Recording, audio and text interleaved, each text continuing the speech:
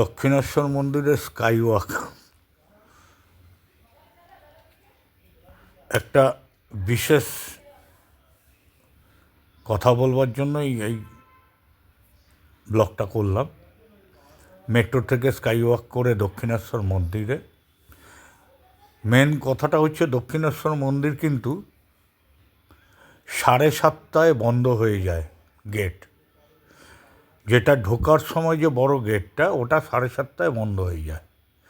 তারপর কিন্তু আপনাকে ভেতরে ঢুকতেই দেবে না। তারপরে মন্দিরের গেট। আপনাকে যে ওই যে পার্কিং লটের জায়গা ওগুলো, ওই জায়গাতে আপনি যেতেই পারবেন না। তার আগেই আপনাকে ওইখানে গেট বন্ধ করে রেখে দেয়।